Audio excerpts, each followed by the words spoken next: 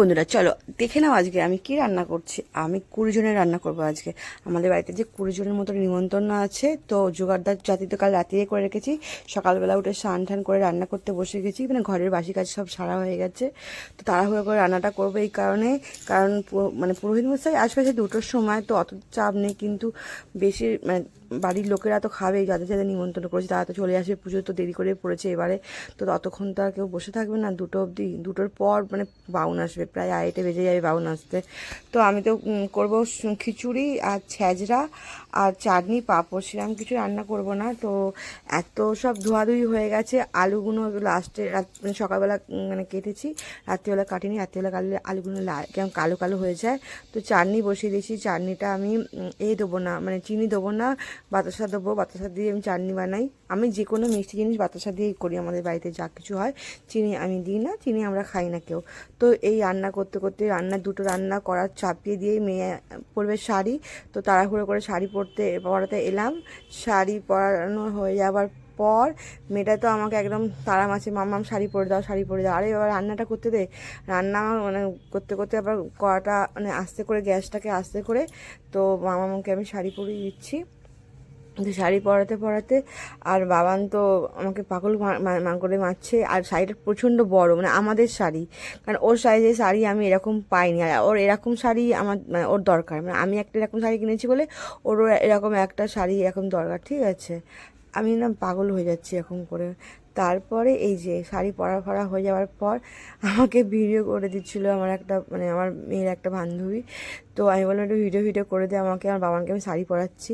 তো হয়ে গেছে শাড়ি পরানো। আমার এদিকে তরকারিগুলো চাপিয়ে গেছিলাম বলে এসে দেখছি যে পুড়ে ফাড়ে যায়নি। তো তাহলে এরকম না কিছু হয়নি। তো আমার চচ্চড়ি মোটামুটি মানে হওয়ার দিকে এসে গেছে। তো যখন বানিয়েছিলাম তখন, মানে যখন দিয়েছিলাম তখন একদম কড়া উবু হয়ে গেছিলো। এখন মানে নেমে গেছে সব কিছু, কারণ সব তো সিদ্ধ হয়ে গেছে।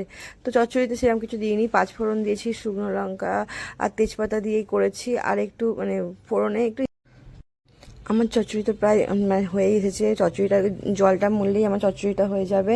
তো আমি এইদিকে চচ্চড়িটা হয়ে যাওয়ার দিকে হয়ে গেছে বলে আমি এইদিকে গোবিন্দভোগ চালটা ধুচ্ছি।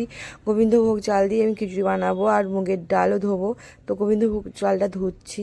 ধুতে আমি মানে হাঁপিয়ে গেছি, প্রচণ্ড ক্লান্ত লাগছে। এদিকে শাকটাও দেখছি জলটা মানে শুকনো হয়েছে কিনা, দেখলাম শুকনো হয়ে গেছে মোটামুটি জলটা। ওইদিকে চাটনিটাও মানে জলটা মরে গেছে। তো এবার নামাবো। কিন্তু কড়াটা প্রচণ্ড ভারী, আমি নামাতে পারবো না, কারণ অতটা আমার গায়ে জোর নেই। তাই জন্য বাবা আমাকে হেল্প করেছিল কড়াটা মানে অন্য জায়গাতে নামাবার জন্য, বাবা একটু ঢেলে দিয়েছিল। তো চাটনিও আমার হয়ে গেছে পুরো ডান, হেভি হয়েছে কিন্তু, ঠিক আছে চাটনিটা।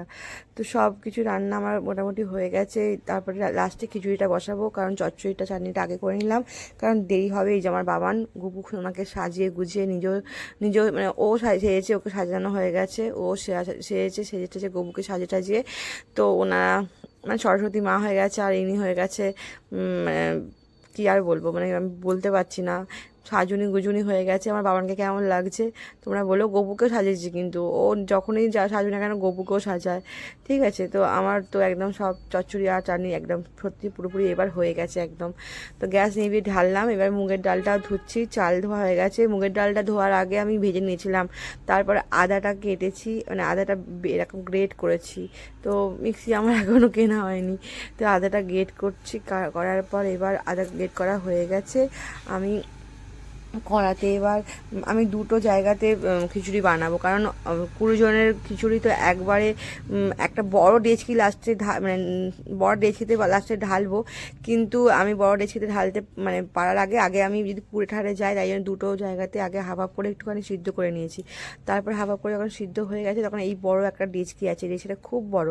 এই ডেচকির মধ্যে বাবা ঢেলে দিয়েছে। এই ঢালাটা আমি করিনি, আমার বাবা আমাকে হেল্প করেছে ঢেলে দেওয়ার জন্য, কারণ আমি এত বড় ডেচকি ঢালতে পারবো না। তারপরে করছিলাম পাঁপড় ভাজছিলাম।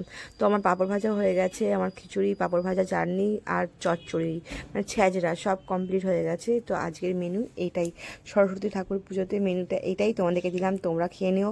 আমিও খাবো কিছুক্ষণ পর। পুজো এখনও হয়নি, আমার রান্না মানে রান্না শেষ হয়ে গেছে। নামাবার সময় খিচুড়িতে গরম মশলা আর গাওয়া ঘি দিয়েছিলাম, ঘি দিয়ে নামিয়েছিলাম। তো কেমন হয়েছে তোমরা বললো। হ্যাঁ, আমার রান্নাটা আমি কিন্তু এতগুলো রান্না একলাই করেছি, প্রায় 20 জনের মতো রান্না, ঠিক আছে। আর আমি তো খুব মজা করে রান্না করেছি, আর রান্নাগুলো সত্যি খুব ভালো হয়েছে, সবাই তৃপ্তি করে খেয়েছে, তাতেই আমি শান্তি পেয়েছি। তো এবার আমাদের পুজো শেষ হয়ে গেছে, প্রায় 4:30 মনে হয় বাজতেই যায়, 4টে 4:30 বেজে গেছে, প্রায় মনে হয় 5টায় বাজছিল তখন। তো খিচুড়ি সাজাটা হয়েছিল, আমি ঠাকুরকে নমস্কার করেছি, নমস্কার করে খাচ্ছিলাম, বাড়ির সবাই খেতে বসে গেছে, আমরাও খাচ্ছিলাম। সেরকম মানে সেরকম কিছু রান্না করিনি, কিন্তু হালকা ফুলকা রান্না করেছিলাম, কিন্তু খুব ভালো হয়েছিল। খেতে খেতে আমি প্রচণ্ড প্রচণ্ড ক্লান্ত।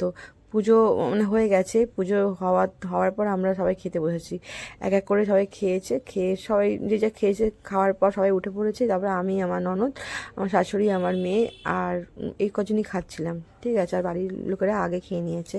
খাওয়ার পর আমি একটু আস্তে আস্তেই খাচ্ছিলাম, কারণ আমি এতটা ক্লান্ত হয়ে গেছিলো আর এতটা খিদে পেয়েছিলো, সকাল থেকে তো কিছু খাইনি, না খেয়েছিলাম, তার মধ্যে প্রচণ্ড ক্লান্ত হয়ে গেছিলো, মানে খেতে খেতে একটু গল্প করছিলাম, করতে করতে তারপরে আমার বাবান তো খিচুড়ি খেতে একদমই ভালোবাসে না, খিচুড়ি সত্যি আমার মেয়ে খিচুড়ি খায় না। তো অনেক জোর জবরদস্তি করে খিচুড়িটা একটু হলেও খাইয়েছি। তো খিচুড়ি ছ্যাঁচড়া, চাটনি আর পাঁপড়, আর লাস্ট পাতে মিষ্টি হয়েছিল, মিষ্টি সব তোমাদেরকে দিলাম, তোমরা খেয়ে নিও। তারপর এবার তোমরা ঠাকুরের মুখটা দেখে নাও, অনেকক্ষণ ধরে তোমরা ঠাকুরের মুখটা দেখো দেখো করে দেখানো হয়নি, তো দেখানো হয়ে গেল ঠাকুরের মুখটা কিন্তু তোমাদেরকে, ঠিক আছে। তো আমাকে অনেক ভালোবেসো, লাইক করো, কমেন্ট করো, ফলো করো, আমার পাশে থেকো, আমার সাথে থেকো, তোমাদেরকে অনেক ভালোবাসা রইলো। আমার সম্পূর্ণ ভিডিওটা দেখার জন্য তোমাদেরকে অসংখ্য অসংখ্য ধন্যবাদ।